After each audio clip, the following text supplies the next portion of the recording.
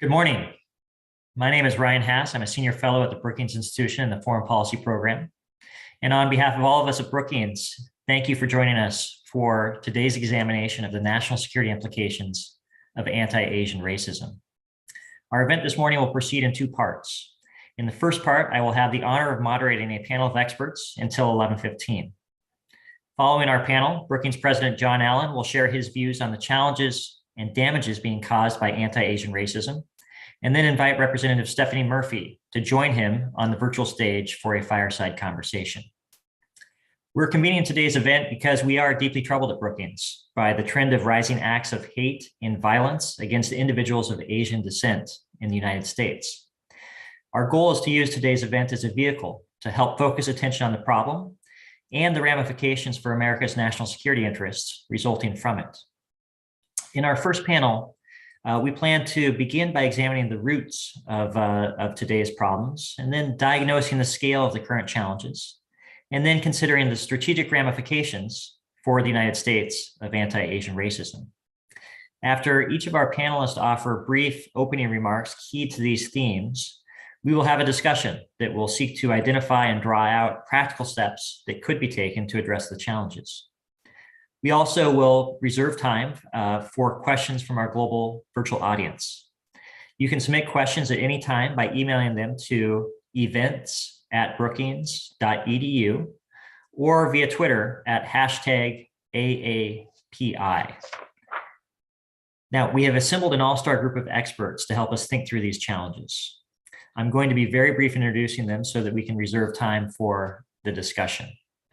In alphabetical order, they are Jeffrey Bader, who is a senior fellow in the John L. Thornton China Center at the Brookings Institution. Prior to Brookings, Jeff had a distinguished 3-decade career with US government, serving at the highest levels in the National Security Council, the State Department, and the Office of the US Trade Representative. Cynthia Che is the co-executive director of Chinese for Affirmative Action, a community-based civil rights organization committed to protecting the dignity and fair treatment of all immigrants and fulfilling the promise of a multiracial democracy. Cynthia is also the co-founder of Stop AAPI Hate, a national coalition addressing anti-Asian racism across the United States. Adrian de Leon is an assistant professor of American Studies and Ethnicity at the University of Southern California, where he serves on the steering committee of the Center for Trans-Pacific Studies. Adrian is also the co-creator and co-host of the PBS miniseries, A People's History of Asian America. It's a digital miniseries that tells the history of Asian Americans in the United States. I highly recommend it. We also have with us Jane Hong, who is an assistant professor of history at Occidental College. She is a historian of US immigration and engagement with the world, with a focus on Asia after World War II. She is the author of Opening the Gates to Asia, a trans-Pacific history of how America repealed Asian exclusion, and the forthcoming book, Model Christians, Model Minorities, Asian Americans, Race and Politics in the Transformation of US Evangelicism. So with that as introduction, I'd like to now turn the floor to Jane. Jane, take us away. Thank you for that wonderful introduction, and good morning, everyone. It's great to be here. It's quite early on the West Coast, but it's a delight to be with you all today. Thank you for the invitation to participate in this important panel. So as a historian, I'm going to say a little bit about kind of things that are important to understand in situating our current moment of anti-Asian violence in a much broader history. So even a very quick survey of US history reveals that what's happening now is part of a much longer history of anti-Asian violence and scapegoating, which in this country dates back more than a century and arguably even longer. So one clear antecedent is the anti-Chinese movement of the 19th century. And there are maps online where you can see just how frequent and how widespread attacks, particularly on Chinese, were. In places like California, Wyoming, and far beyond. One of the largest mass lynchings in American history happens just 15 minutes from where I'm sitting in what is now Los Angeles, Chinatown. So the 1871 Chinese massacre resulted in the death of 18 Chinese, which at the time made up about 10% of LA's entire Chinese population. And no one was ever punished for these murders. Similar to anti-Asian violence today, these anti-Chinese movements, they actually spanned whole parts of the globe, including Canada and other white settler societies, such as Australia, South Africa, and New Zealand. So what's happening in the US is actually part of a global story. In the US case, as with the others, this violence gave rise to race-based immigration restrictions that targeted Chinese for exclusion. In Australia, that soon expanded to its 1901 White Australia policy, which barred all Asian peoples from immigrating on racial grounds. And in the US, you see a similar kind of expansion or progression from excluding and targeting Chinese workers to excluding all Asian peoples of all classes from immigration by the 1920s and 1930s. And I would argue that it's this history of Asian exclusion in the US and globally that's really important to understanding Asian Americans' racialization through the present day. So today, when Asian Americans are most often seen either as perpetual foreigners or model minorities or both, depending on the context. So for most of American history, Asian Americans or Asians were racially barred from long-term immigration and racially barred from US citizenship. And historians often like to talk about how these legacies don't just go away. And indeed, these racial exclusions, they don't end until the 1950s and the 1960s, which for historians at least is actually not that long ago at all. So many Americans have heard of the 1882 Chinese Exclusion Act. Some folks might have heard of the 1875 Page Law in the wake of last year's Atlanta spa shootings, for example. But subsequent laws and state actions restricted Japanese and Koreans in 1907, Indians in 1917, Japanese in 1924, and Filipinos in 1934. And each community faced violence from exclusionists and also resisted their exclusion in various ways. So by the 1930s, the racial bar on Asian immigration was complete. And again, even those Asians who were able to come and get into the United States could not become citizens on racial grounds. So they were, quote, aliens ineligible to citizenship. And that's actually a term written into US naturalization and immigration law. And it's based on this history that scholars such as May Nye have argued that US exclusion laws serve to reinforce perceptions of Asians in America as unassimilable or perpetually foreign. They point to the fact that the racial category of Asiatic was a category created by US immigration policy. So specifically, the 1917 immigration law creates what's called the Asiatic barred zone. So congressional architects literally, they draw a big kind of rectangular line around much of the Asian continent, lumping together very diverse East Asian, South Asian, and Southeast Asian peoples into a common racial grouping defined by geography. So Asiatic, which in some ways is the precursor to what we now call Asian American, was actually created as a racial category of exclusion.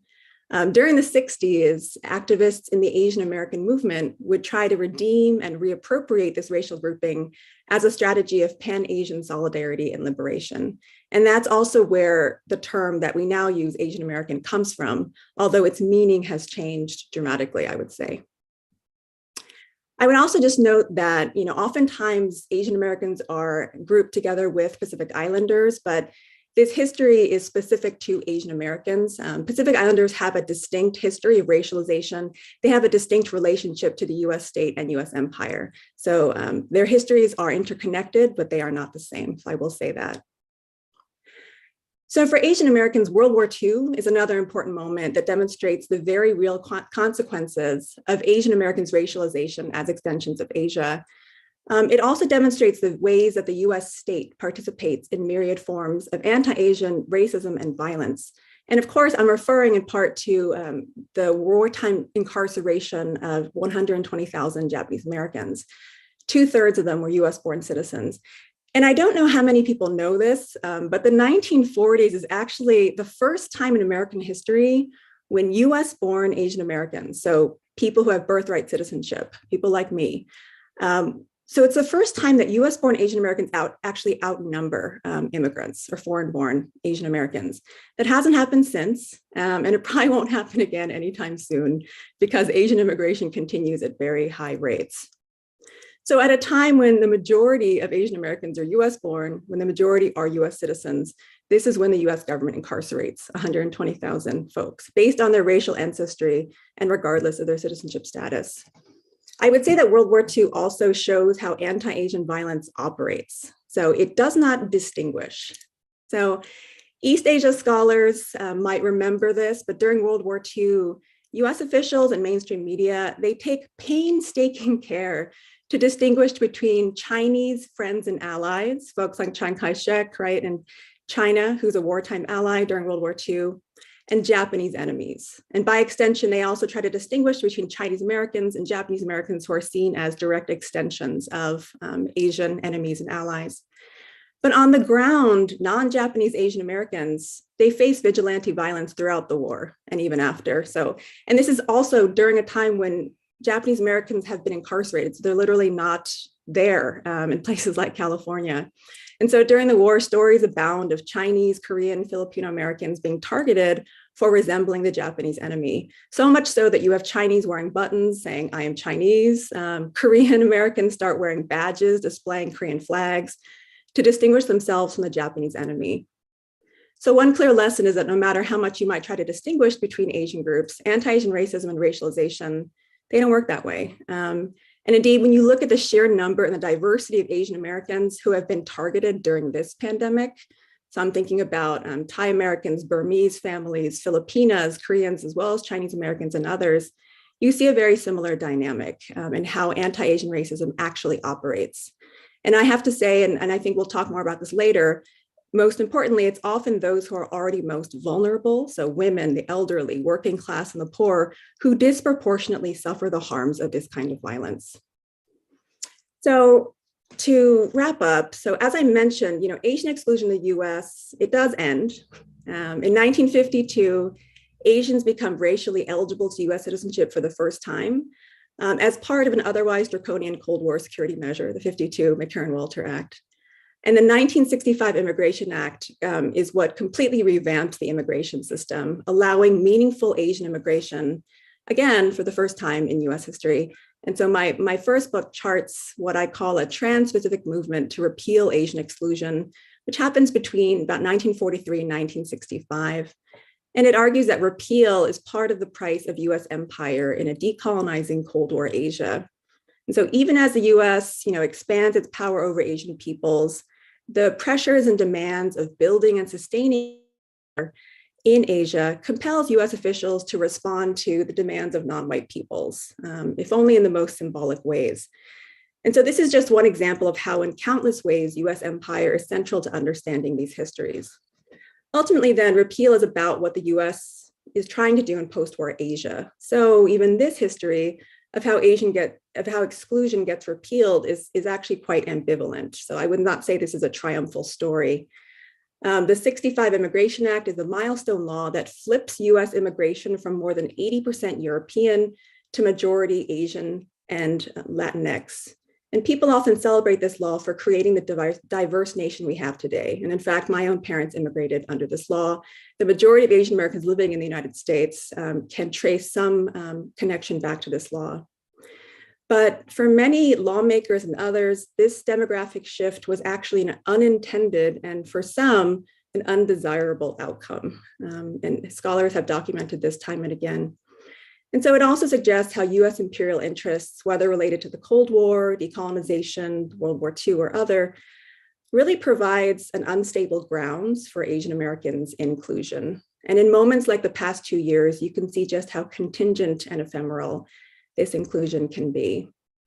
So I could say more, but I'll stop here for now. Thank you. Thank you, Jane. Adrian, would you like to pick it up from here? Absolutely. First, I want to thank Brookings Institution for bringing me on, not just as a little bit of an outsider as a Canadian myself, studying Asian American history, but also for framing the question of anti-Asian violence as one that is inherently transnational. And that's what I'd like to speak about today. So as many of us know, celebrating Asian American heritage during the COVID-19 pandemic has been a Pyrrhic effort at best. It seems that every few weeks, Asian women and elders are attacked in the streets of big cities like New York and San Francisco. And in the face of this chronic and normalized violence, it is certainly important to highlight the positive impacts that Asian Americans have made in this country in an effort to steer public perceptions away from the denigrating narratives at the heart of anti-Asian violence. Yet, As a historian of US-Philippine relations myself, it gives me pause to not only consider the contributions of Asian migrants in the US, when the return on investment has not yielded acceptance, but rather has given rise to even more violence and discrimination. What we now call anti-Asian racism, whether it be on the level of the microaggression or the direct attack on the street, or to scale it up, the hostile immigration policies of the last few years, is rooted in that oldest American foreign policy itself, which is overseas imperialism. To supplement the remarks of my colleague Jane Hong, an expert in the relationship between empire and immigration, I will briefly speak about the relationship between anti-Asian violence, foreign military intervention, and imperial occupation. Unlike the familiar messaging of diversity and equity initiatives, which we might be familiar with in the workplace, I want to posit that anti-Asian hate and racism writ large does not begin with everyday microaggressions locally. It begins with the colonial occupation itself, a technology and an effort of anti-Asian hate, a prototypical form of racial violence continuous with the dangers Asian Americans face today in the 21st century. In today's brief remarks, I want to specifically highlight how empire produces the racist ideologies that has framed Asian communities as undesirable, foreign, invasive, suspicious, expendable. For example, we might follow cultural historians in the proliferation of anti-stereotypes in racist language. The word gook, for example, a common racist slur, especially prolific after the Vietnam War, is an example of imperial anti-Asian racism. Its original form can be traced back to 1898 during the brutal Spanish-American and Philippine-American wars and a subsequent colonization of the archipelago as the US's first overseas colony. This war, for people unfamiliar with this history, saw the US military kill 20,000 Filipino combatants and over 200,000 civilians over the course of 4 years between 1898 and 1902, the formal end of the war itself. Among American GIs, the word became a shorthand for native insurgents fighting for their freedom against Spanish and eventually against American occupation. The word would reemerge in the Pacific Front during World War II, and then in the 1950s during the Korean War, and again during the Vietnam War, after which, according to historian Kathleen Belew, veterans brought back this imperial articulation of anti-Asian hate back with them into domestic American life. We see these transits of global anti-Asian violence rebound into the domestic sphere with other communities such as Hmong, Vietnamese, Cambodian, Thai, and other Southeast Asian migrants, all of whom were impacted deeply and intimately by Cold War era military violence and proxy wars abroad. As a derogatory signifier used to dehumanize Asian people in times of imperial occupation and violence, this word is a testament to the lasting cultural power of imperial and military occupation from the 19th century all the way to today. Likewise, the discourses of Yellow Peril, which produced many anti-Asian images familiar to us, can be traced back not only to the age of Chinese exclusion, but also to the rise of Japan as a competing imperial power in the Pacific during the 1930s and 1940s. During this time, American newspapers proliferated with propaganda in political cartoons, opinion pieces, and other multimedia that depicted Japanese people as monstrous and invasive aliens who threatened American prosperity and peace. And we know what happened in this story. As this country entered the Pacific War after the bombing of Pearl Harbor, Franklin Delano Roosevelt signed Executive Order 9066, incarcerating about 120,000 Japanese Americans into concentration camps across the inland United States. And with the rise of China in today's global economy and the related magnification of anti-Chinese violence across America today, the histories of Yellow Peril and US-Japan relations might prove to be an instructive warning that points to the relationship between lived realities of racist violence and what we might call national security. I recount these histories of US imperialism not just to highlight how much better the conditions might be today. It's definitely not that, but it's to emphasize that we have a long way to go. The legacies of American empire across the Pacific are not separate from what we call anti-Asian violence in the domestic US. Once understood in a transnational context, we might follow the sinews of anti-Asian hate outside of American shores into Asia itself, and where the United States' violent impact is felt in everyday life, in military camp towns, in current or former colonies, in organized territories, for example, in Guam, in Samoa, in Hawaii, in the Philippines still. Only then can we reckon with violence against Asians, not just as the domestic effort for social justice, but as a project of racial justice around the world. And I'll stop there and leave some room for a conversation. Thank you. Thank you, Adrian. Cynthia, may we turn to you next? Yes, thank you so much for inviting me. And it's wonderful to be flanked by scholars and experts in our history. Usually I'm asked to cover that issue in like 10 minutes. So really wonderful. But of course, I have to start there as well, because this year is particularly important as we recognize the 140th anniversary of the Chinese Exclusion Act, which, as shared earlier, where Chinese were specifically banned as being filthy disease carriers, stealing jobs, and unassimilable. And of course, it's particularly poignant to note that actually, even before that, as Jane had shared, that Chinese women were specifically banned under the pretext as being prostitutes. 40 years ago, 2 white men brutally beat and killed Vincent Chin because they thought he was Japanese in a period when Japan was being scapegoated in an economic recession and high unemployment. Today, we have elected officials, largely Republican, as we've documented in our 2020 report, that have created the same dangerous environment for Asian Americans. But let's also be honest that Democrats have also engaged in an us versus them as a winning political strategy as well. So this is a bipartisan issue. The connection between anti-Chinese rhetoric and the anti-Asian hate has been confirmed by our data that our organization with our partners through Stop AAPI Hate has documented. So the meteoric rise of nearly 11,000 incidents specifically demonstrate how China and Chinese people have been invoked in attacks against Asians. Our reports reveal the consistent parroting of the anti-China rhetoric, how animus is tied to beliefs about Chinese as the source and spread of the coronavirus, and the pervasive use of Orientalist stereotypes about Chinese earlier as was around diet and hygiene. But today, in a recent poll by a peer organization, named that 1/3 of Americans believe that Asians are partly to blame for this pandemic. So our history tells us that racist demagoguery has always been used to deny Asian Americans full social and political rights. And of course, we're not unfamiliar with confronting xenophobic rhetoric and anti-immigrant policies under these false guise of national interests. But let's be clear that it's not just the rhetoric alone that's the problem. The rhetoric is matched with an entire policy agenda built upon otherizing immigrants and people of color, punishing immigrants and protecting white supremacy.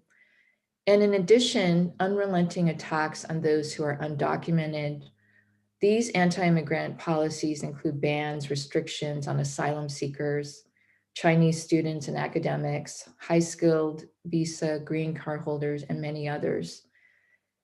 A reminder that the racism, even though this is what we've been able to document as interpersonal, is actually systemic. And for the first time in my recent memory in doing this work, Asian Americans are finally being understood in terms of our experience. And I'm, again, really delighted to be on this panel and to talk further about what we can do. Thank you, Cynthia, for helping to situate this current moment. Jeff, I was hoping I could turn to you to help us think through the strategic ramifications of the dynamics that have been described. Thanks very much, Brian, and appreciate the comments by the other panelists. Look forward to hearing questions and interchanges among them when we get to the question period. I'm going to be talking about the national security implications of our outbreak of anti-Asian violence. The principal reason why the United States prevailed in the Cold War was the quality of our political, economic, and social system, and the admiration by peoples of the world for the way of life it enabled. The US presented a society that was multiracial and multi-ethnic, not based on blood and soil. No small part of that vision was American openness to immigrants, many of whom came from different parts of the world and integrated into our country. Our better angels viewed them as 100% American, not as invited guests, but rather deserving legal and social acceptance as full as their compatriots living here for centuries. We all know, and the panelists have made clear, that we have fallen egregiously short of living up to these ideals, but they served as our lodestar, and non-Americans associated them with our country. It's hard to overestimate the benefits US foreign policy derived from this message of welcome and openness to different ethnicities and nationalities. Around the world, in Asia, Africa, Europe, or Latin America, people identified with the United States in a way they could not with other countries, notably including our global adversaries, that were seen as ethnically homogeneous.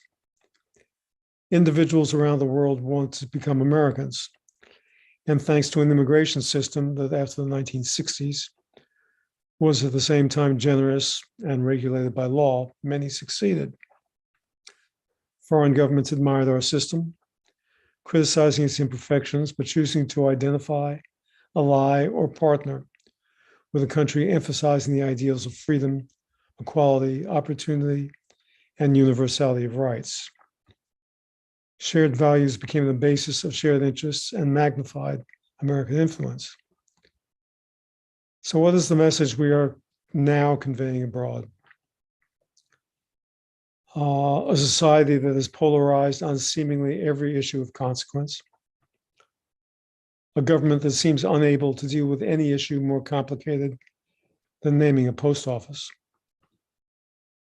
Continuing racial discrimination, racial and ethnic tensions, and a breakdown in confidence in the value of assimilation and integration.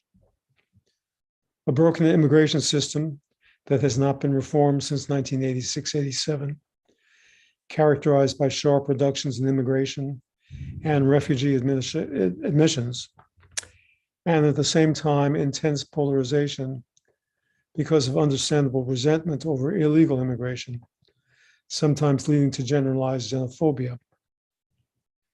And finally, rising incidents of hate crimes and racially motivated attacks.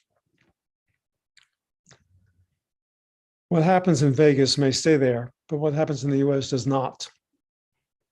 In today's interconnected viral world, an attack on a Chinese American in Yonkers or Boston will be viewed within minutes by millions throughout the Chinese-speaking world.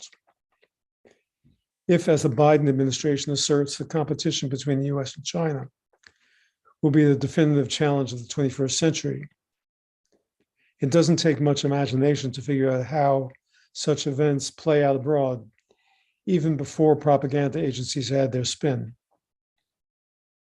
Chinese and other Asian students and researchers want to go abroad for educational opportunities, but they have alternatives, such as Australia, Canada, England, and continental Europe.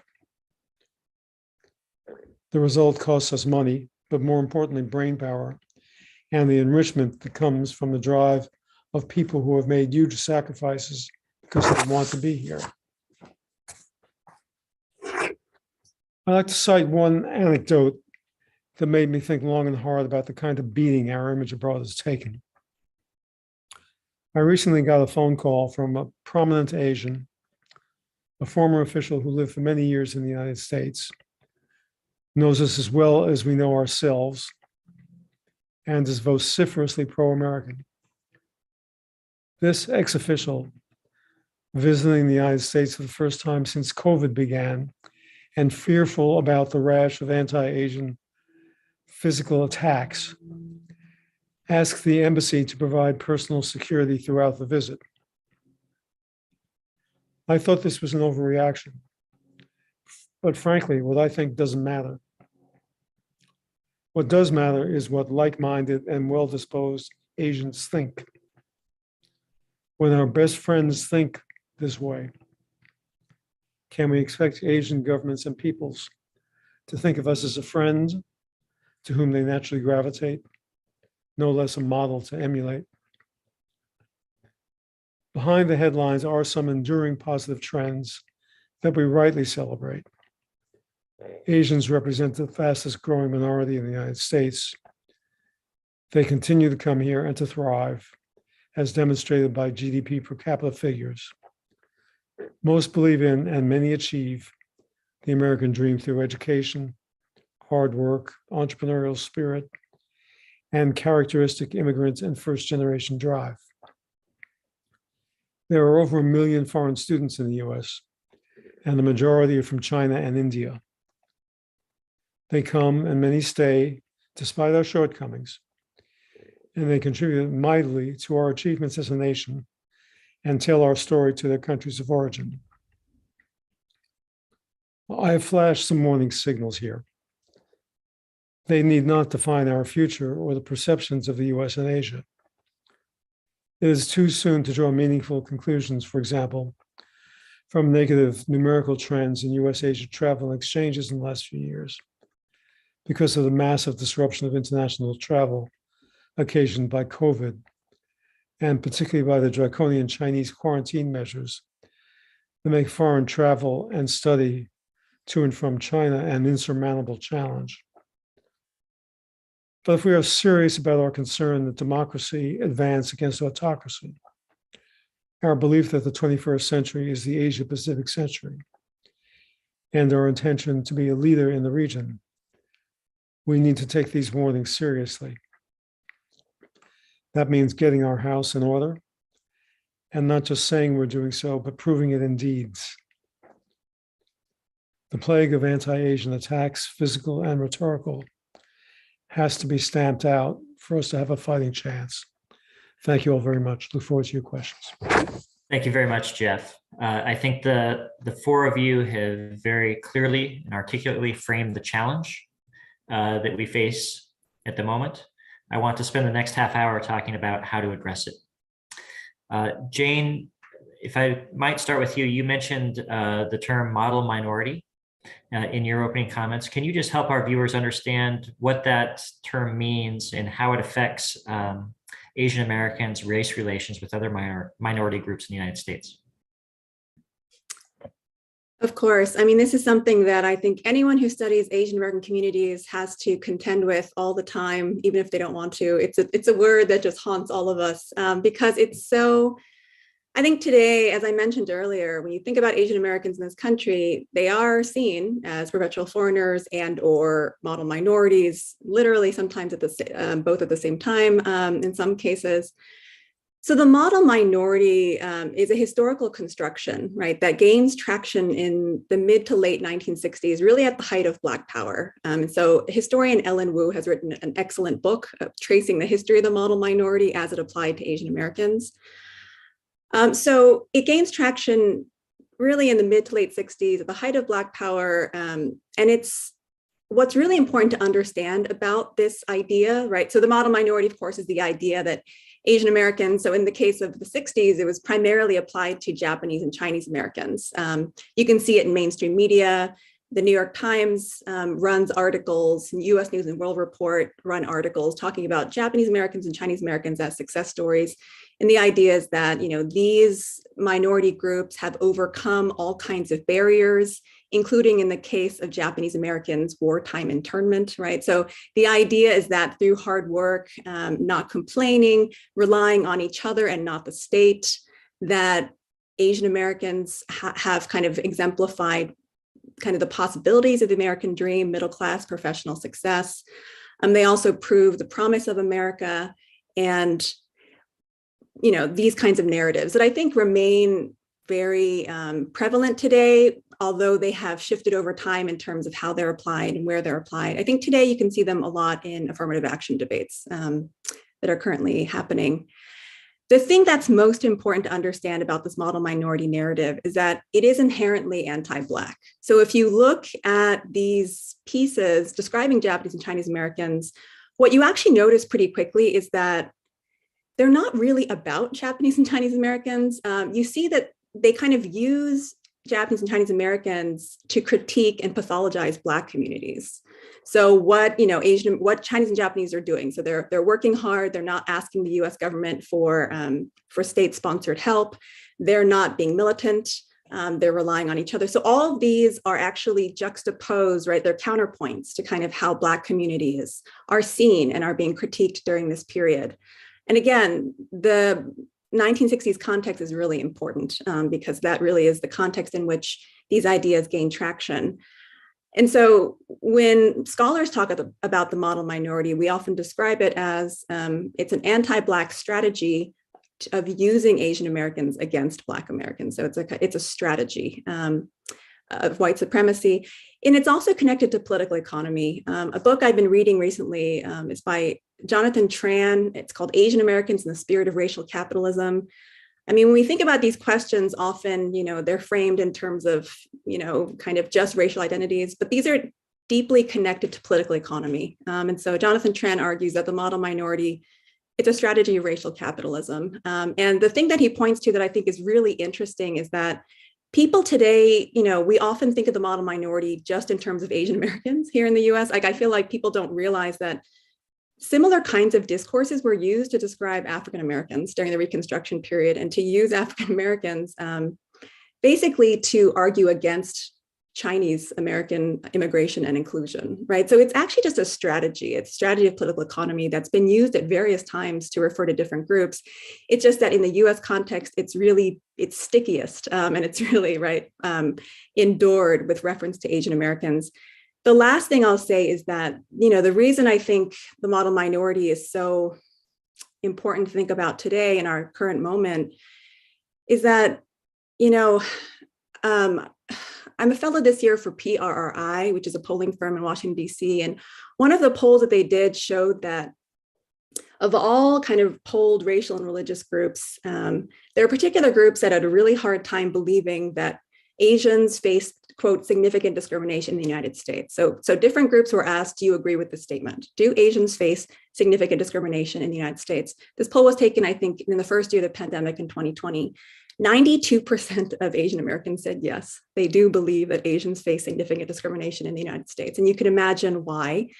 But then at the very bottom, and this is a group I've been studying in great detail, white evangelical Protestants were the least likely to agree with this statement. I think it was 35% of this group agreed with the statement that Asians face significant discrimination. And a lot of the reason I think why it's so difficult for some groups in America to believe that anti-Asian violence and racism is real is because there is still the model minority image and kind of view of Asian Americans is still so strong. And the model minority, it basically, it kind of leads people to believe that Asians have never really faced significant discrimination in the United States, or if they have, they've overcome it because, it's not that bad anyway. But those kinds of ideas, I mean, they're dangerous in our current moment, and I think the work that Cynthia has been doing in Stop AAPI Hate and documenting just the sheer number of incidents has been incredibly important to kind of showing folks that, this isn't just something folks are imagining.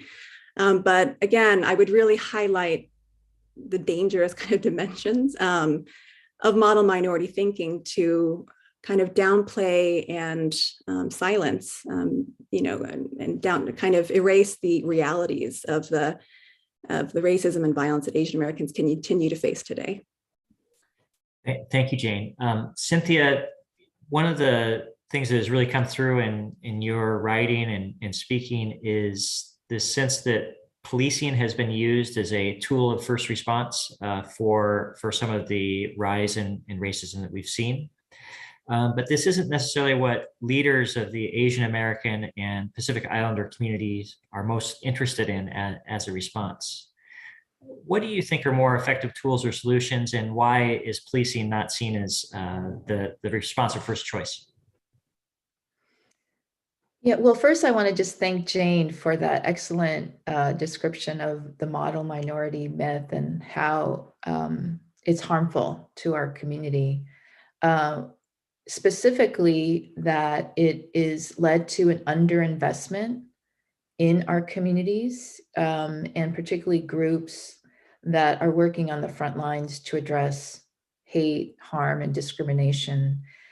So yes, well, we can only speak to our data, and I think that what we have been able to establish is that that this is systemic and pervasive. We've been receiving reports from all over the country, and Adrian, also from different parts of the world too. And we've been talking with scholars and advocates in Canada and in different parts of the world. And what we are seeing from our data, because we started it not just to track and to study, but to develop responses. We're not data scientists, we're actually first responders, people who work on critical issues around race, racial equity. And what we found is that a majority of the incidents are actually not criminal.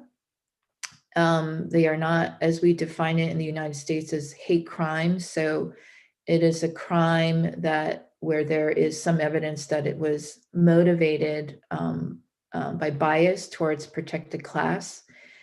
And but it doesn't mean that it's not, we shouldn't take this seriously, that it hasn't caused trauma, that it hasn't hurt our community. And so what we saw is that, again, majority are not actually defined by hate crimes. They're largely verbal harassment. We did see some levels of physical attacks as well, of course, which are very alarming, and that we have groups that are more vulnerable. So we've reported that women reported, over 60% of the respondents were women. We don't want to suggest that men, Asian men, do not experience racism. We think that there might be some issues around women being more comfortable reporting these types of experiences. But we have to face the fact that women in vulnerable communities, including those working class community members who didn't have the luxury to work from home, that had to show up to work, like the women in Atlanta, the workers in Atlanta. So I think that this is something that we've looked at. And if you look at the data, who is being impacted and the nature of hate, policing and law enforcement is not a key strategy for us. So especially if we acknowledge the fact that this is systemic, and recognizing also that our law enforcement and our criminal justice system has been demonstrated to be racially biased.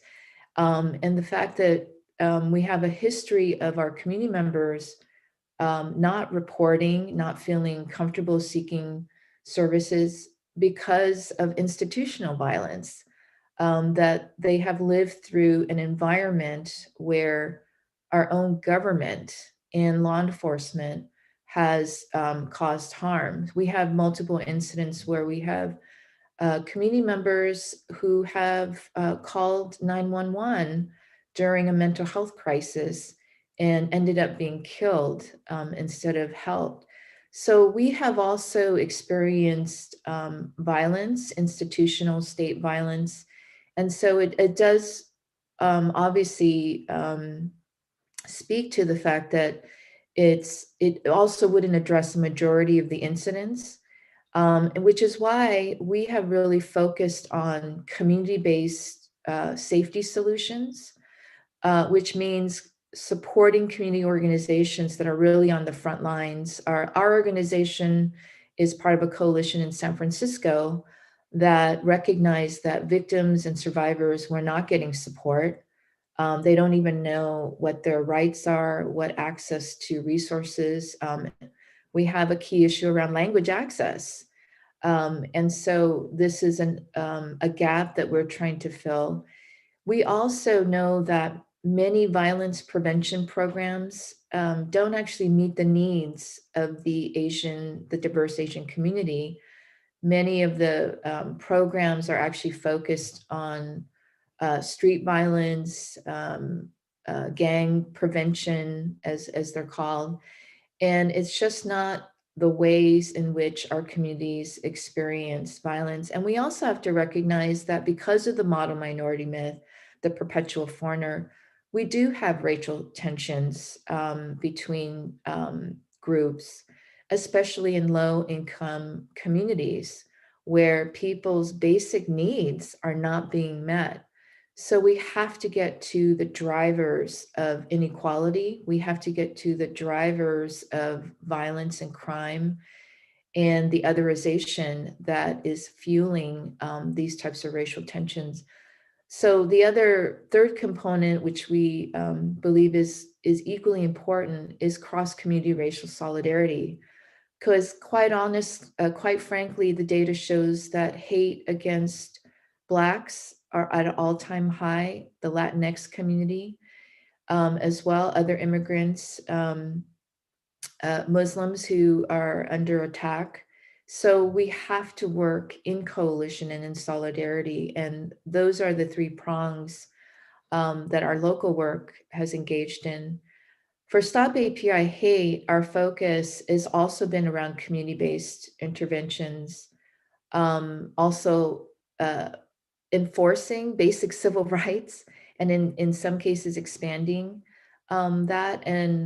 And finally, it's really through our educational equity efforts. So the promotion of ethnic studies and a true collective understanding of our experiences, which includes anti-Asian discrimination. And in fact, as our scholars noted here, defines our experience. Well, thank you very much, Cynthia. One of the things that I've taken away from our conversation thus far is the need to embed our understanding of what's going on in this current moment in a broader context. And with that in mind, are there any lessons from previous periods in American history of race relations, either positive or negative, that could help inform how we should be addressing this current moment? Adrian or Jeff, I want to give each of you the rights of first refusal to weigh in on this, and Cynthia and Jane are welcome to follow. Yeah, I'm happy to jump in. I want to kind of piggyback on Cynthia's point about the importance of political education and accessible political and public education.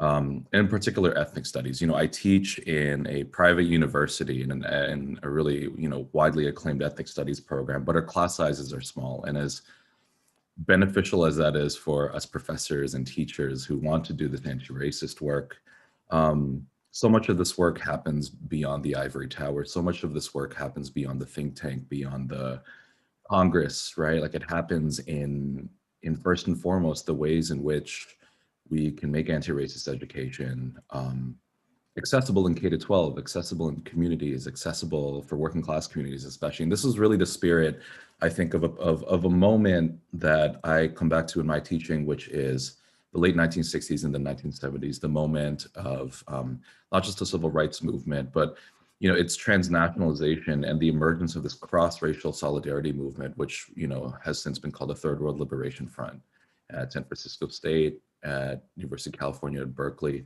And I think we can learn, I think we still have a lot of lessons to learn from the kinds of organizing that Filipino American students, Asian American students, Black American students, Latinx students, and faculty did at that time, because at once they were fighting for, mutual aid, self-defense of their communities, cross-racial solidarity, accessible public education from K-12 to college in their communities. But they were also they also advocated for these domestic issues against, against racial violence at that period with an internationalist perspective in mind, right? Like they saw, predatory recruiting in working class communities for the Vietnam War as part of the larger effort to promote racial and economic equity in working class and racialized communities at that time.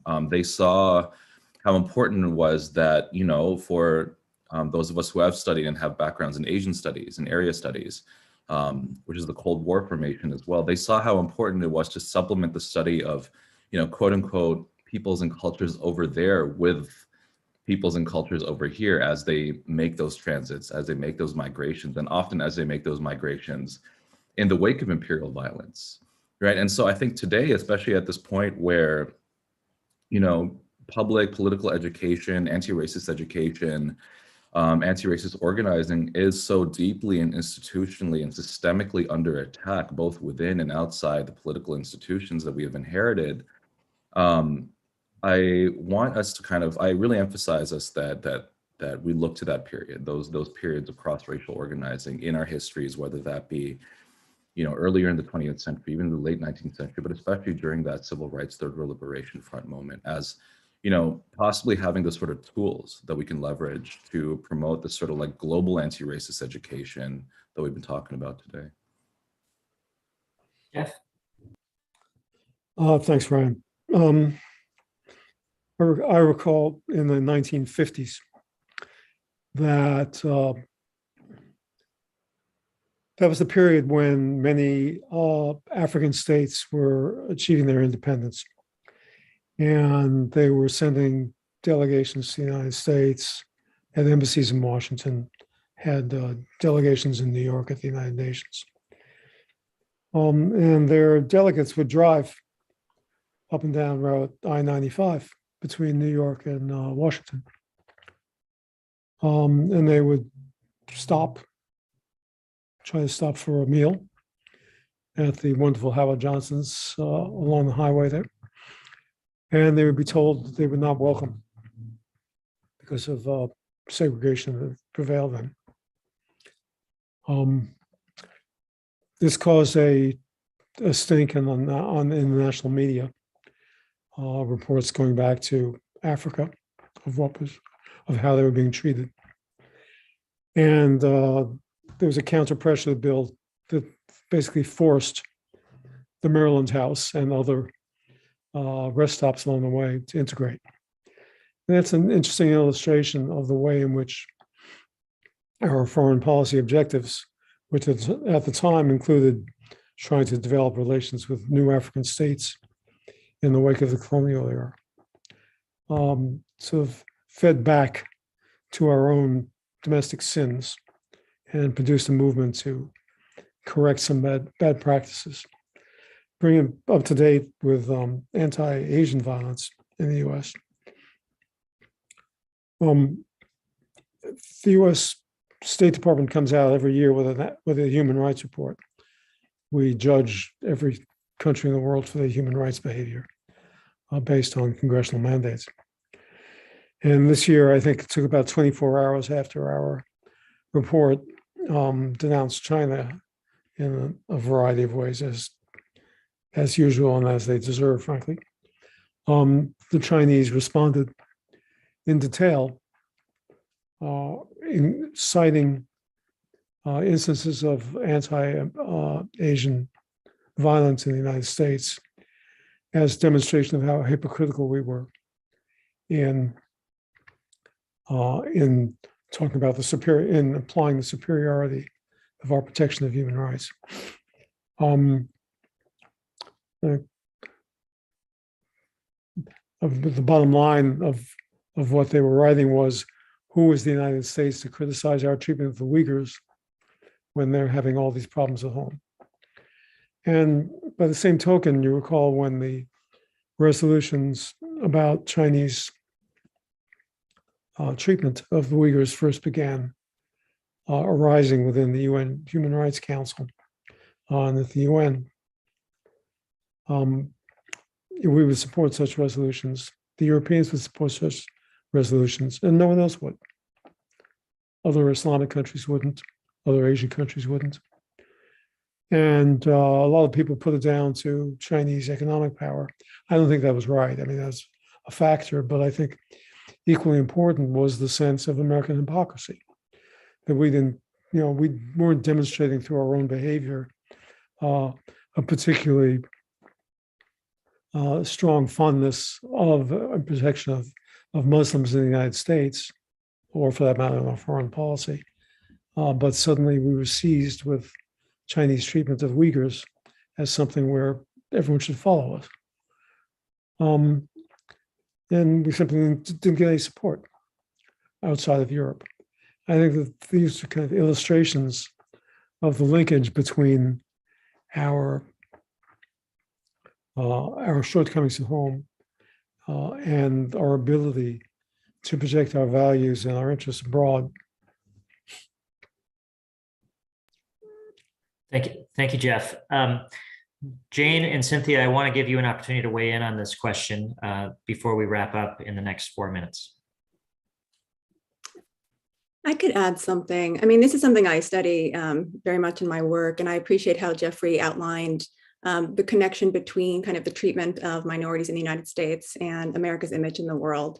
And I do think that history shows that concerns about America's international image have sometimes created opportunities for racial reform, usually very limited racial reform, but still it's a step, right? It gets some folks on board.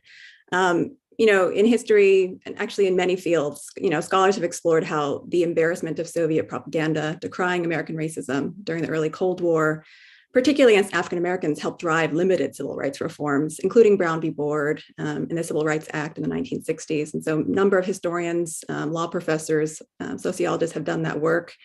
In my own work, I trace a parallel, but what I would argue is a distinct dynamic that basically, right, you see a similar dynamic kind of compelling or propelling the repeal of Asian exclusion, and it brings folks on board that normally might not be on board to liberalize immigration policy. So very famously, Southern Democrats, right, who generally speaking support segregation and generally speaking do not want any kind of immigration liberalization at all. They don't even want Southern and Eastern Europeans, much less Asians. But during particular moments during the 40s, 50s, and 60s, particularly during the Cold War, they get on board. So there is an interest convergence, right? That does create opportunities, at least for some legislation to pass to dismantle Asian exclusion very gradually. And so, again, I think it's an interesting kind of question to think about in the ways that if these national security concerns, these foreign policy concerns can get folks on board, I don't think it gets us all the way there in terms of the more meaningful racial reform that I think many of us want. It doesn't get us all the way there, but if it can get folks kind of to the table to think about ways kind of to move forward, then I would say that that's a positive development. Yeah, I mean, what I would like to add is that one is that our movement is really about making sure that we understand the historical connections, right? That we're connecting the dots, that this is certainly unprecedented in terms of the documentation, that this is certainly what was happening in the 1800s. I think it's important to recognize that since our first arrival into the United States, that we have been otherized and our status is conditional. So as we see so many young people speaking out, showing up, wanting to really understand why this is happening in a time where they are fearful for themselves, their family members, their grandparents, part of what we're doing is really making sure that people understand the historical context. And today, we do have to recognize that this effort to really scapegoat us, that racial profiling, particularly in more recent years of Chinese scientists, again, painting China and singling out China as the existential threat to the United States, has led to serious consequences and harm to our community. I also want to point out that it's really important to recognize the disparate treatment of Asian Americans, including like Southeast Asians who are experiencing mass deportation, family separation, that we have policies, including the Competes Act, that again is really painting a broad brushstroke that it's us versus them. This is the kind of rhetoric historically that has led to direct harm to our community. And so we do have to connect the dots of why is it that fellow Americans feel licensed to attack verbally, to discriminate against Asian Americans and some Pacific Islanders. Our data is showing that while in this particular moment, the intended person that they believe that they're attacking is Chinese, it's a reminder that all of us have been affected by the discrimination and hate. Right. And we have to make sure it's understood within this historical context. Cynthia, we're going to have to leave it there. I want to thank you and Jane and Adrian and Jeff for a very rich conversation. In the last hour, we've explored the roots of the current problem, diagnosed the scale of the current challenge, and also talked about the strategic ramifications for the United States national security of allowing this pernicious trend to continue. There are a few themes that really stood out in our conversation. One is that upticks in anti-Asian racism have coincided with rising geopolitical competition, and this trend appears to be repeating itself now. Cynthia had talked about research showing the direct link between anti-Asian rhetoric and the rise in anti-Asian hate and violence. It came through very clearly that we need to understand the current moment with an awareness of the history of race relations and of the path that Asian Americans have traveled in the United States, and that we will need a more holistic approach for tackling this problem than relying upon policing and law enforcement alone. Lastly, I think Jeff was very persuasive in suggesting that allowing the trend lines of anti-Asian racism to continue will erode America's national security. With that, I'm privileged to turn the floor over to President John Allen. Thank you.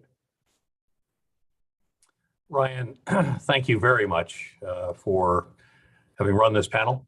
I want to thank the panelists sincerely for a very, very important conversation. It was stimulating, it was insightful, it was moving.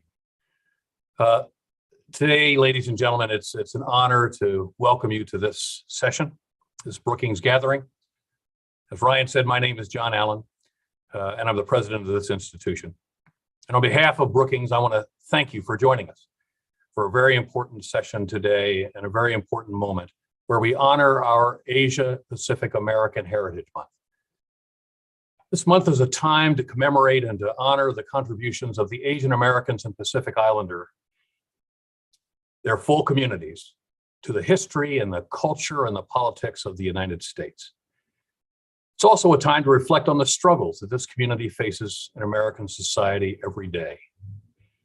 These struggles have intensified over the past few years due to xenophobic and anti-Asian rhetoric spread by politicians and public figures in response to geopolitical frictions and global pandemics. And as a result, hate incidents targeting the AAPI community have risen dramatically in the United States. The organization Stop AAPI Hate, which was represented by co-founder Cynthia Choi on our first panel just a moment ago, reports that from March of 2020 through December of 2021, nearly 11,000 hate incidents occurred against AAPI persons that were reported. How many weren't reported, we don't know. The Center for the Study of Hate and Extremism has shown that anti-Asian hate crime increased by 339% in 2021 compared to 2020, with New York and San Francisco and LA and other of our large cities surpassing their record numbers in 2020. These acts of violence are only the latest in a long history of racism and violence targeting Asian Americans. This history runs well before the Chinese Exclusion Act of 1882. to the internment of Japanese Americans during World War II, to the killing of Vincent Chin in 1982. Today, Asian Americans are the fastest growing racial group in the United States, having increased by 81% between 2000 and 2019. Their perspectives, their history, and their rich culture are crucial to the fabric of today's society and the future of America. Anti-Asian racism not only presents a threat to the AAPI community, but also a threat to overall security of the United States and the very prosperity and the stability of our country. Recognizing our role as an institution long dedicated to the public good, we at Brookings view it as critical to advance the discussion on what actions our leaders can take to create both domestic and foreign policies that can support and uplift Asian Americans. And given what you've just heard during this terrific panel this morning, among individuals who dedicated their lives to helping our Asian American communities and Pacific Islander communities, we hope that hosting these kinds of conversations can help inform the public discussion about what's really happening in America and how we can address it. So with that in mind, let's transition to a fireside chat. It's my great honor and privilege this morning to introduce the Honorable Stephanie Murphy, representative from the great Florida 7th District, and the first Vietnamese American woman elected to the Congress in our history. Representative Murphy is a former educator, businesswoman, national security specialist, and she's focused on jobs and security and opportunities for every American. But advocating as well for Asian Americans is among just one of the many important issues that she has embraced. I'm also proud to say that Representative Murphy and I worked together when she was a national security specialist in the Office of the Secretary of Defense, and I served as the principal director for Asian and Pacific Affairs in the Office of the Secretary of Defense. So Stephanie, Representative Murphy, it's an honor to welcome you to Brookings. And it's wonderful to see you again. And given that our time together is limited, sadly, about 30 minutes or so, what I'd like to do, if I may, is move straight into questions, if that's okay with you. That's great. It's great to see you, General Allen. And if I can just point of personal privilege and show you this, that's you there, and that's me after the work that we did together on the tsunami. So it's just great to be with you, and thank you to Brookings for hosting an incredibly important conversation today.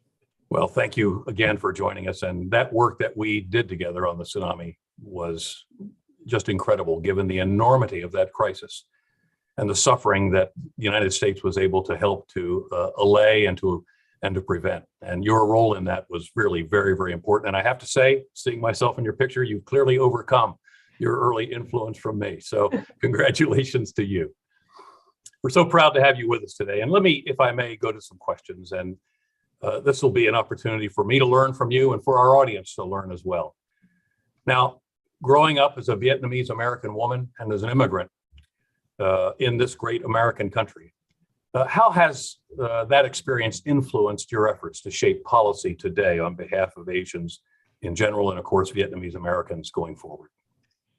You know, I mean, my family and I came here as refugees, not just as immigrants. We were escaping communist Vietnam when our boat ran out of fuel, and a U.S. Navy ship found us and provided us with food, fuel, and water, and allowed us to make it to a refugee camp. And then a Lutheran church sponsored my family and relocated us to Virginia.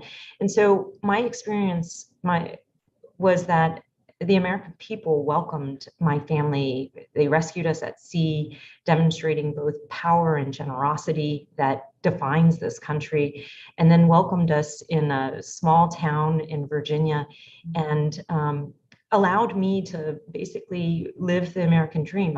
Through a good public school education, I became the first woman in my family to go to college, had a chance to work in national defense and in the private sector. And so that experience shapes my perspective in the halls of Congress today, because first and foremost, I am patriotic.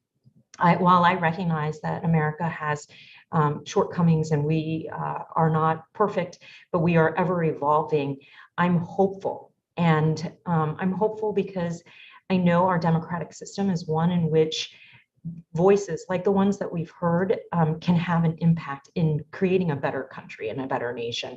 And then I think also because I grew up very much working class, immigrant family, I didn't have the luxury for the big policy debates because it was only the things that became law that could help families like mine, Pell Grants, the ability to get a good education, those types of things. And so that makes me very pragmatic here in Congress because I know that for the American people I'm trying to serve, the things that will help them and continue to create the opportunities for an American dream are the things that we can actually get through a very divided Congress and get signed into law. And so those are sort of my framing values that I bring to my work every day here. Well, thank you for that. And not only are they your framing values, we hope that those values will extend to all the members of Congress as well. I just said a moment ago that the Asian segment of the American population is the fastest growing segment. If I could ask, what are your thoughts about Asian American representation in government and politics today? And what can we do to increase that representation, please? I think it's so critically important that Asian Americans are represented in our halls of Congress and in our government at all levels.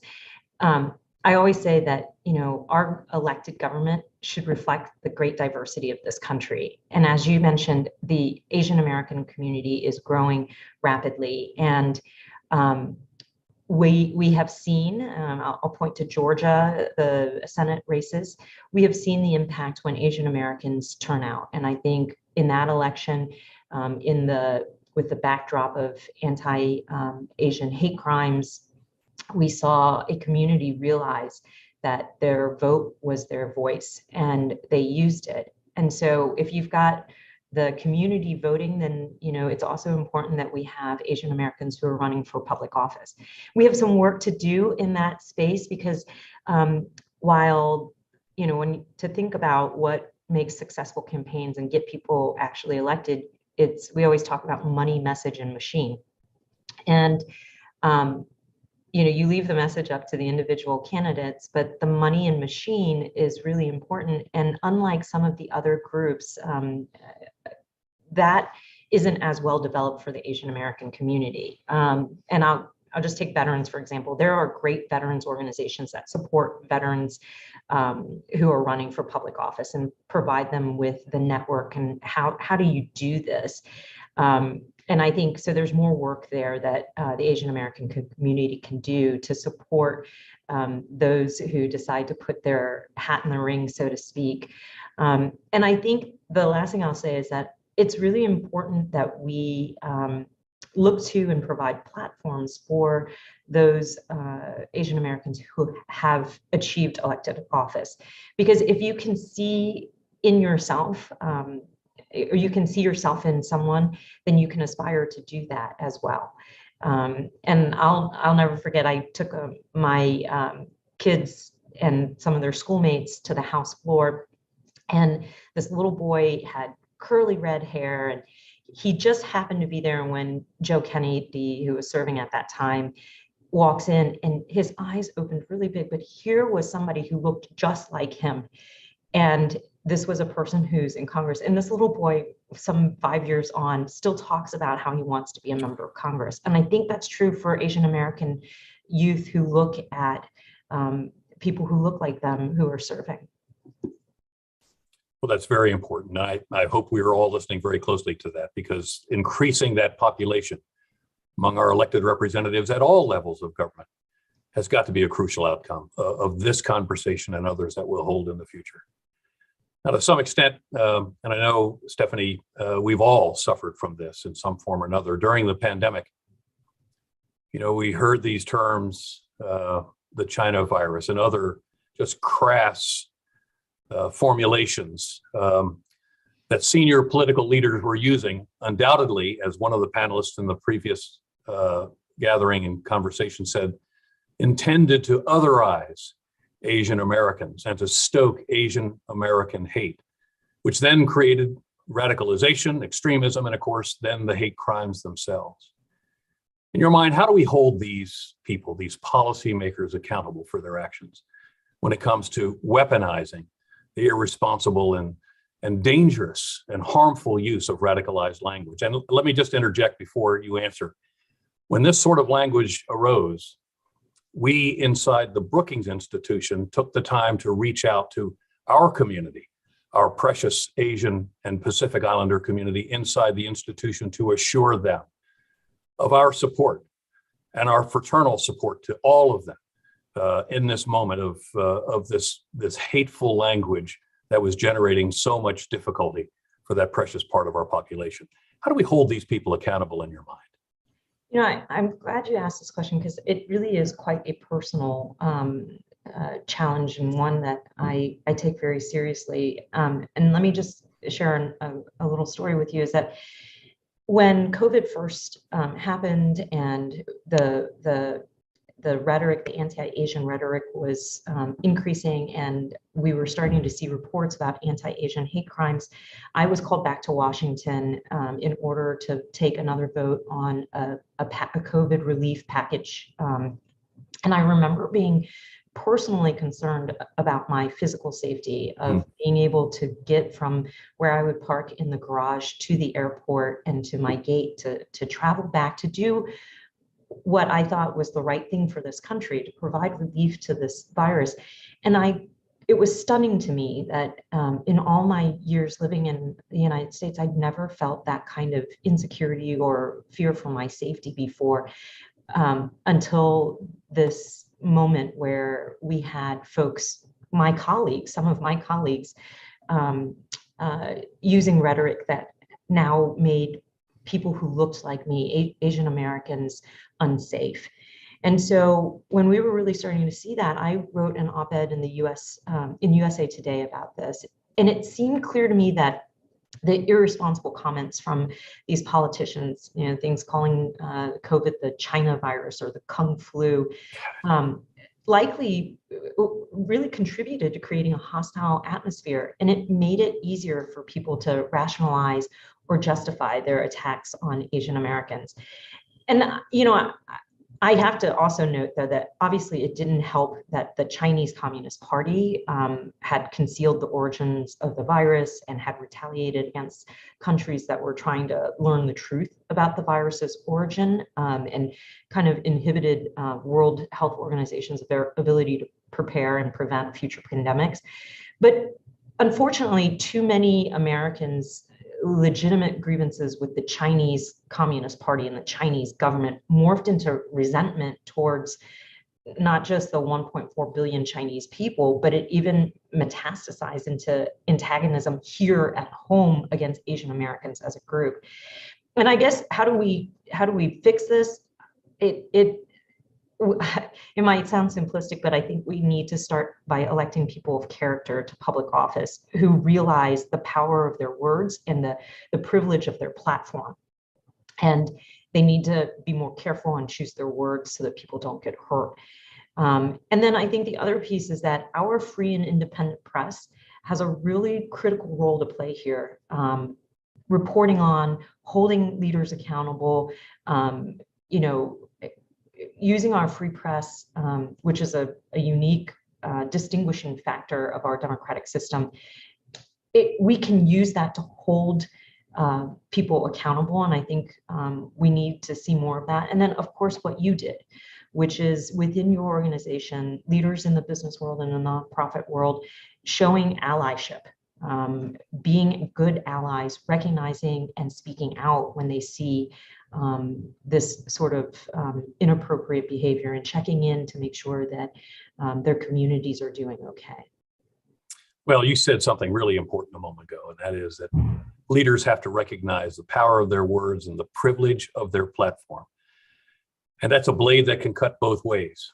And when we have individuals who are seeking to stoke racial discrimination or even racist violence that can cut in one direction. But as you say, we have to elect people of character who recognize that the power of their words and the privilege of their platforms can extend so broadly across the American population that it can have an enormous influence on resolving these kinds of issues, or at least addressing them in a manner where we can resolve them over time. Now, Representative Murphy, you've got an extensive defense background beyond that which you've obviously achieved on the Hill as a representative. As you think about the defense and the national security of the United States, how do you see this rising racism and hostility towards members of the Asian American community affecting U.S. national security perspectives and just the defense of America and our allies? Well, let me start by just acknowledging that, anti-Asian violence is wrong in its own right. It does not represent the best of America. It cannot be tolerated or excused, regardless of any foreign policy, national security implications. I think the United States and our citizens have a moral and ethical obligation to combat racism towards Asian Americans or any other racial or ethnic group. But to answer your question specifically, I would argue that anti-Asian violence does make our country weaker on the global stage, at least in two key ways. The first is anti-Asian acts at home undermine our national security because it undermines our moral authority, so to speak. We are currently, I believe, engaged in an ideological competition with China and Russia and other autocratic governments, where we have competing ideologies: a democratic versus autocracy, free markets versus government-controlled markets. And in order to prevail in this macro competition, it's important that we show that our system can deliver better economic and social results than their system. And obviously, when things like this happen in our country, the CCP latches onto it and uses it to diminish or make their argument that our system doesn't lead to a better quality of life, and that their system is somehow better. And so it's important that I think it's also why January 6th, the George Floyd murder and its aftermath, and anti-Asian acts, they're not just internal problems for us, but they're also external problems. They're foreign policy, national security problems, because they're gifts to our adversary. And then I think the second way that anti-Asian acts at home compromise our national security is that it introduces friction and distrust into the relationships that we have with Asian allies and partners, like Japan and South Korea and the ASEAN nations. I mean, I opened this by reminding you of, the work that we did on the Southeast Asia tsunami. It takes a lot of effort to build goodwill. And I think when folks in these countries see anti-Asian actions in the United States, their people notice, their governments notice, and there's space to cooperate and work with the U.S. Maybe it narrows a bit. And I'm not trying to overstate this point, but I think, just imagine if you are seeing Americans assaulted or harassed when they're living in other countries or in the streets of Tokyo or Seoul or Manila. It inevitably does have an impact on our relationships. And that's really problematic, because this is a moment when we need to have deeper ties, especially with our Asia Pacific allies. It's really our best weapon in our competition with China is to have closer relationships. And that's hard to do if they are seeing their diaspora discriminated against in the United States. Well, let me come to a similar question, I think. And this goes to the time you and I spent time together. And, ASEAN is an extraordinarily important organization. Our treaty relationships in East Asia with South Korea and Japan, with Thailand and with the Philippines, and of course with Australia. But these treaty relationships that are deep relationships they're actually blood deep. Americans Americans have shed their blood on behalf of all of these people, and America's blood runs thick with the heritage of all of these peoples as well. And so as we think about the future of the United States on the world stage, virtually all conversations these days end up in some kind of a conversation about as you said, the competition between what the United States stands for and what China stands for. And the Chinese have been pretty clear that they have an alternative model to that of the United States, and that model is in competition with ours.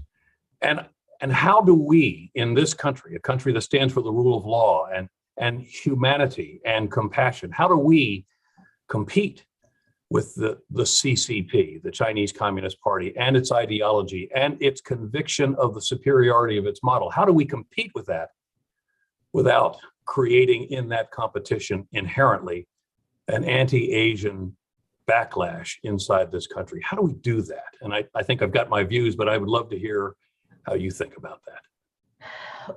Well, I think that we have to be a better version of ourselves when it comes to our That's really good. Yep. That make our democracy great, right? And all the things that you mentioned, rule of law and a government ruled by the people for the people. It's so important that we do our best to live into the vision of our founding fathers.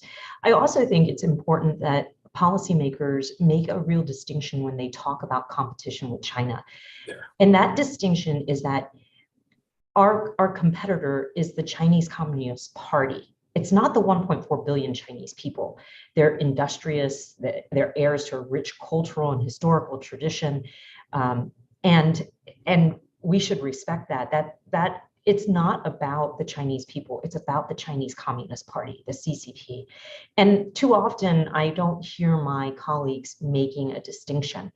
And then furthermore, it's about the CCP, it's not about the Chinese people, and it's certainly not about the Asian Americans or the Chinese Americans or other Asian Americans who are here in this country, who are as patriotic as any American can be, and who contribute a lot to our economy and our country and our national identity.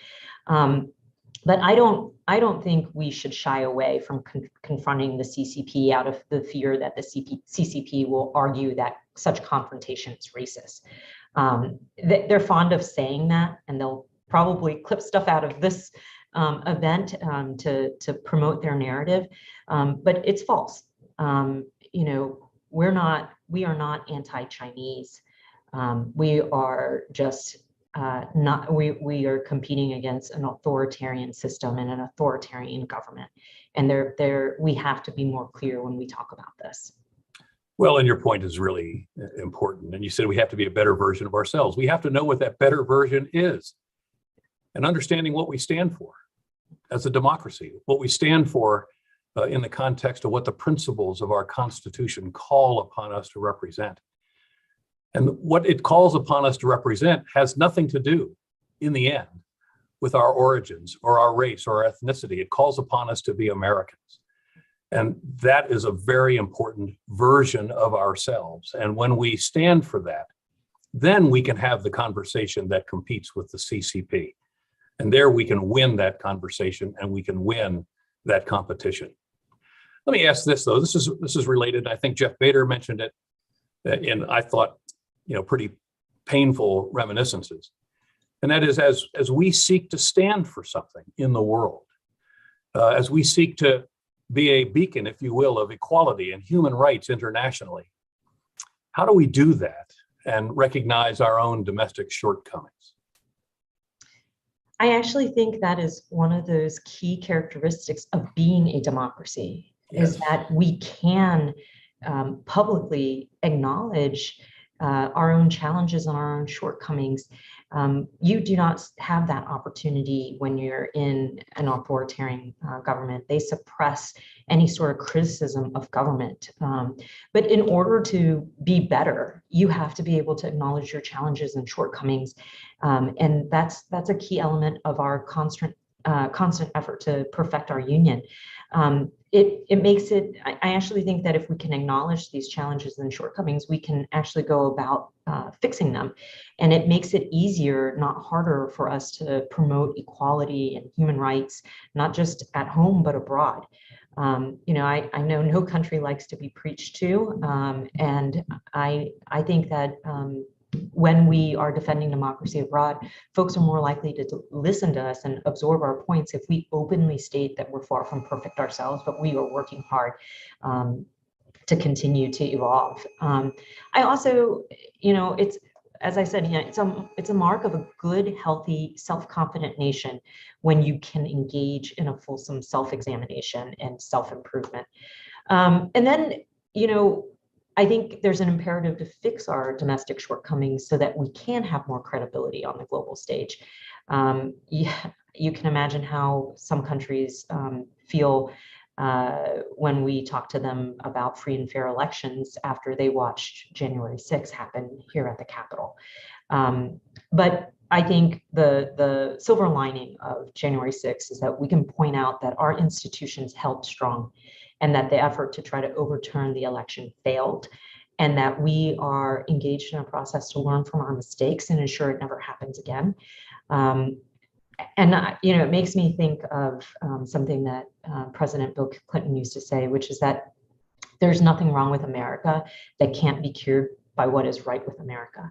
And we have it in our DNA to keep improving, keep working towards that better nation that we aspire to be. There's nothing wrong with America that can't be solved by what's right with America. Thank you for reminding us of that. Last year, you were a co-sponsor of the COVID-19 Hate Crimes Act. I'm not one of your constituents, but let me, as an American, thank you for sponsoring that. Thank you sincerely. That's a start.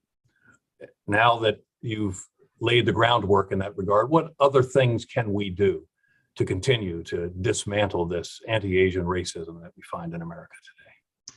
Well, I was really proud to co-sponsor this bill.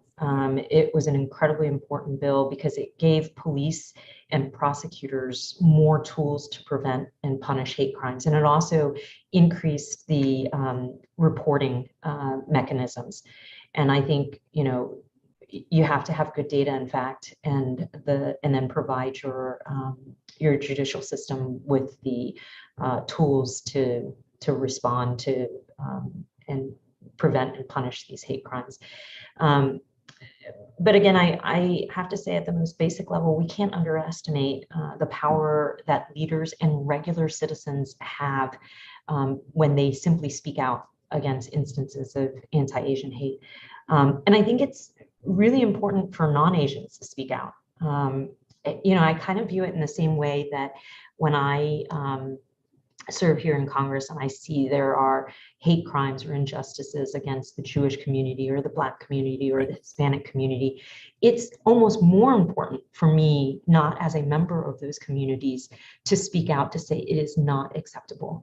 And so I would call upon our allies, the Asian American community's allies, to also speak out and make sure that it's understood that as Americans, we won't tolerate this, no matter what community those hate crimes are targeted at.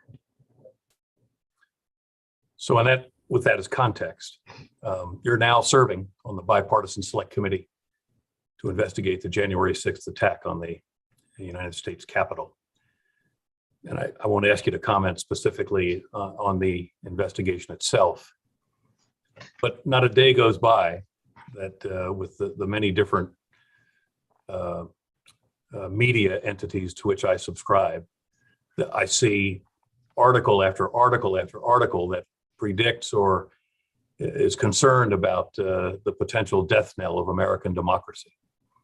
And the democracy is genuinely under a lot of pressure today. Those sacred principles that we, you, I, others, many others swore to support and defend and to serve.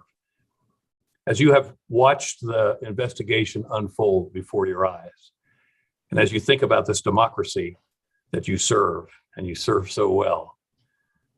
What is your sense of the prospects, given the current trajectory of radicalization and extremism in this country as you see this investigation unfold?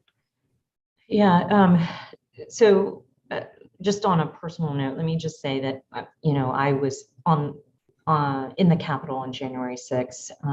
And so serving on this committee means a lot to me because, Sure.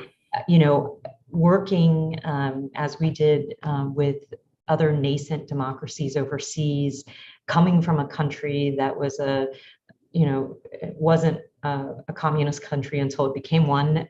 I know how fragile democracy can be. Right. And I think it's critically important that we understand exactly what happened on that day. I found it incredibly distressing that the Vietnamese, the Republic flag, the former Vietnamese government flag, was flown on that day amidst all of these violent, extremist groups.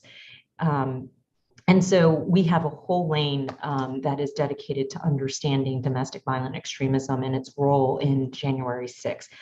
I would say that what I think is happening all over the world is that liberal democracies are being challenged. There is a question going on right now where, is this 20th century system of governance capable of dealing with the 21st century challenges? And we have inflation and political gridlock and a lot of these elements that are creating a disaffected citizenry. So citizens who feel disaffected because they may or may not feel like their government is serving their particular needs and challenges in this moment. And it's opening the door to nationalism. And you're seeing it in Europe. You're seeing these nationalist parties and their affiliated extremist groups gaining momentum, and it's deeply, deeply worrying.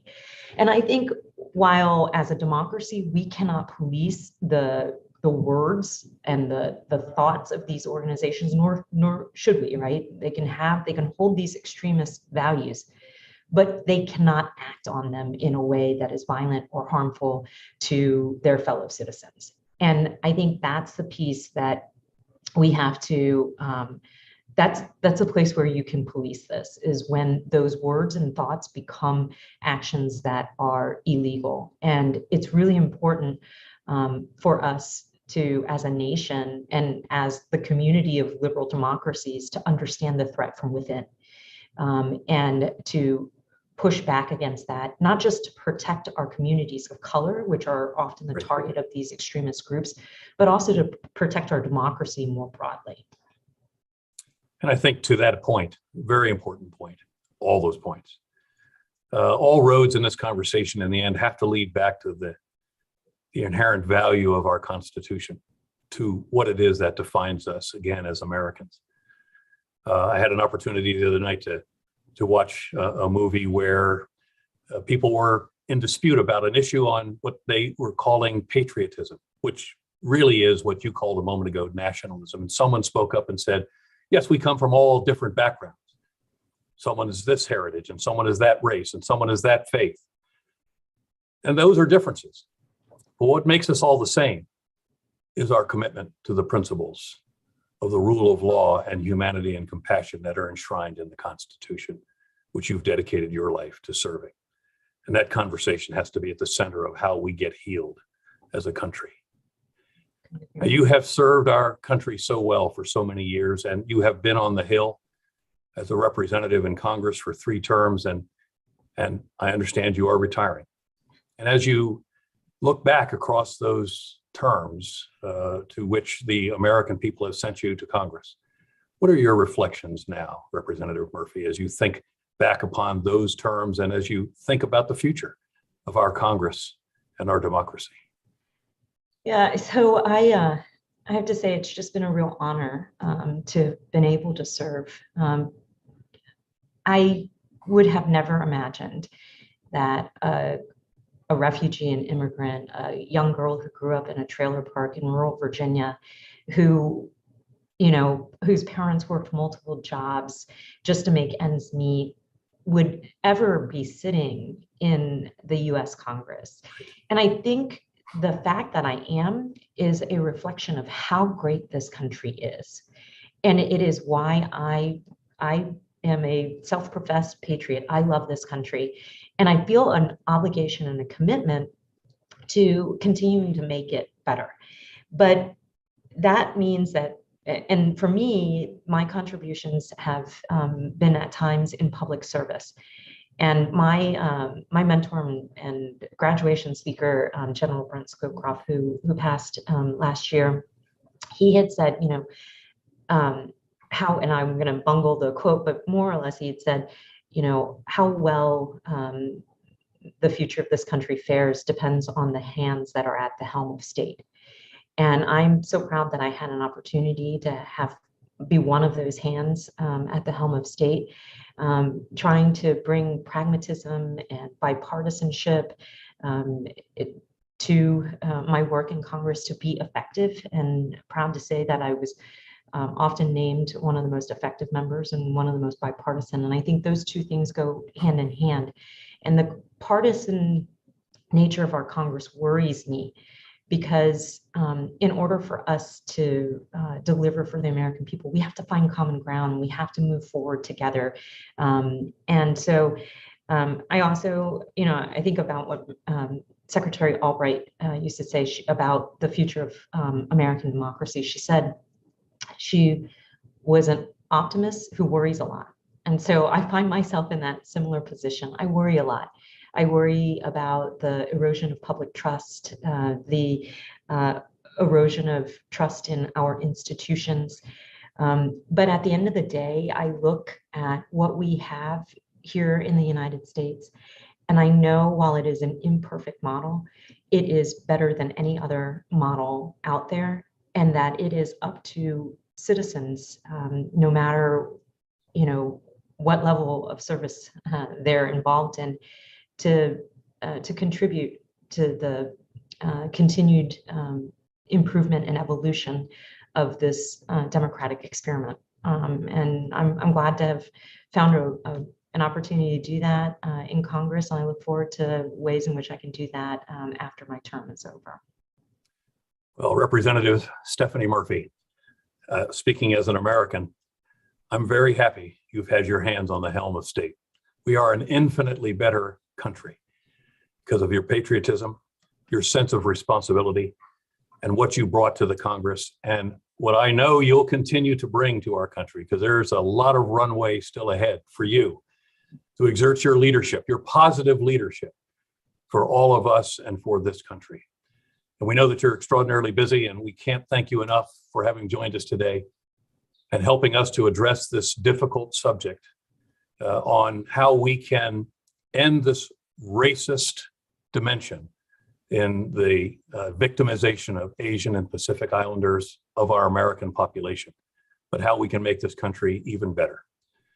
So on behalf of the John L. Thornton China Center here at Brookings, thank you. And I want to thank everyone who joined us today for this very important conversation. And on behalf of all of us at the Brookings Institution, I wish you a very happy Asian and Pacific American Heritage Month. And I ask you all to please be well. Thank you very much, and good day. Thank you. So great to be with you. Wonderful to see you again. Bye-bye.